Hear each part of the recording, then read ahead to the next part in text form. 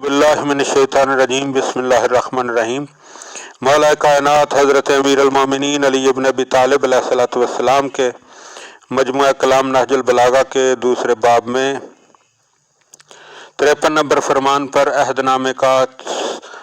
8واں اور آخری حصہ، اور رعایا کے ساتھ نیکی کر کے کبھی احسان نہ جتانا،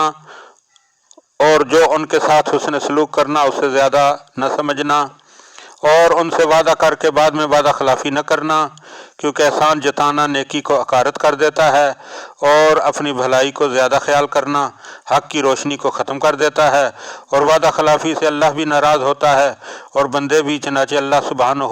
خود فرماتا ہے، خدا کے نزدیک یہ بڑی ناراضگی کی چیز ہے کہ تم جو کہو اسے کرو نہیں، اور دیکھو وقت سے پہلے کسی کام میں جلد بازی نہ کرنا، اور جب اس کا موقع آ جائے تو پھر کمزوری نہ دکھانا، اور جب صحیح صورت سمجھ میں نہ آئے تو اس پر مصر نہ ہونا، اور جب طریقہ کار واضح ہو جائے تو پھر سستی نہ کرنا۔ مطلب یہ ہے کہ ہر چیز کو اس کی جگہ پر رکھو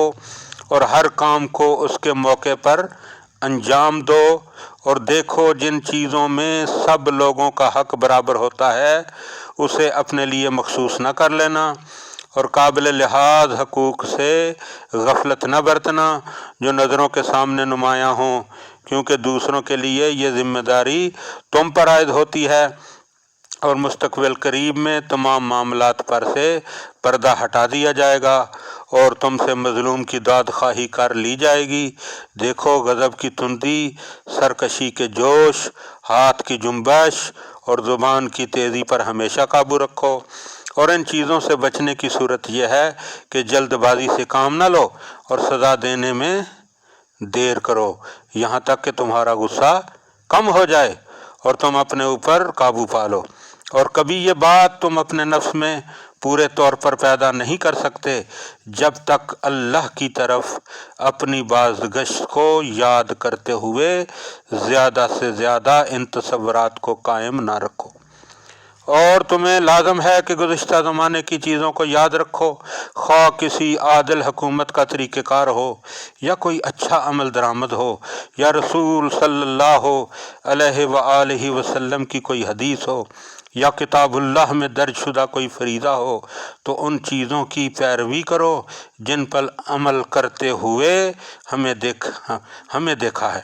اور ان ہدایات پر عمل کرتے رہنا جو میں نے اس عہد نامے میں درج کی ہیں، اور ان کے ذریعے سے میں نے اپنی حجت تم پر قائم کر دی ہے، تاکہ تمہارا نفس اپنی خواہشات کی طرف بڑھے تو تمہارے پاس کوئی عذر نہ ہو، اور میں اللہ تعالیٰ سے اس کی وسیع رحمت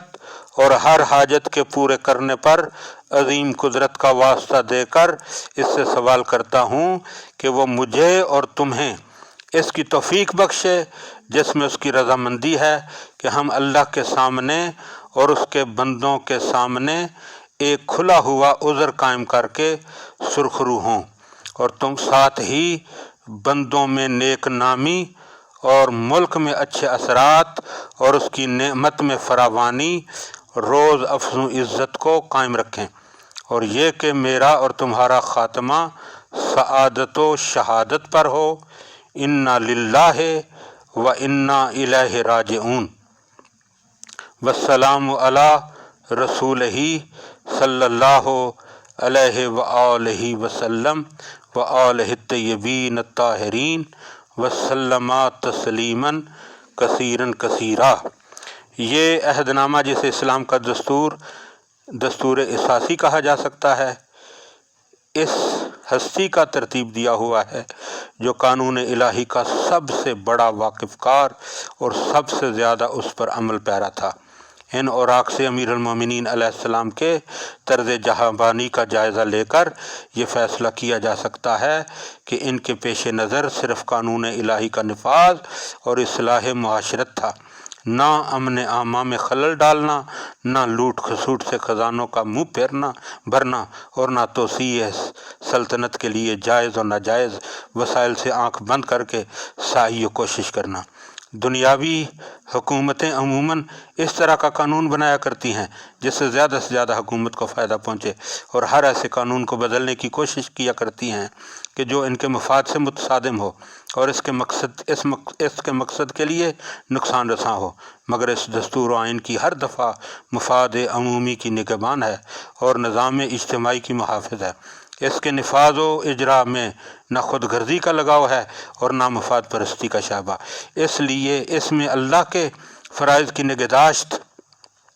اور بلا تفریق مذہب و ملت حقوق انسانیت کی حفاظت اور شکست حال و فاقہ کش افراد کی خبرگیری اور پسماندہ و افتادہ طبقہ کے ساتھ حسن سلوک کی ہدایت ایسے بنیادی اصول ہیں کہ جن سے حق و عدالت کے نشر، امن و سلامتی کے قیام اور رعیت کی فلاح و بہبود کے سلسلے میں پوری رہنمائی حاصل کی جا سکتی ہے۔ آخر میں یہ جملہ کہوں گا کہ یہ وہ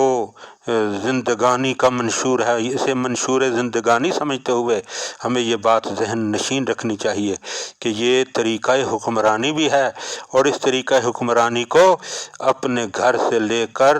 اپنے ضلع تک، ضلع سے لے کر صوبے تک، صوبے سے لے کر ملک تک، اور ملک سے لے کر پوری دنیا تک اگر کوئی حکمرانی کرنا چاہتا ہے تو اس کے لیے ضروری اور لازم ہے کہ یہ امیر المومنین علیہ السلام کا قرآن و سنت کی روشنی میں بیان کیا ہوا منشور اختیار کرے، تاکہ اس کی حکمرانی جو ہے وہ بہترین طریقے سے انجام پا سکے۔ اللہم صلی علی محمد و آل محمد۔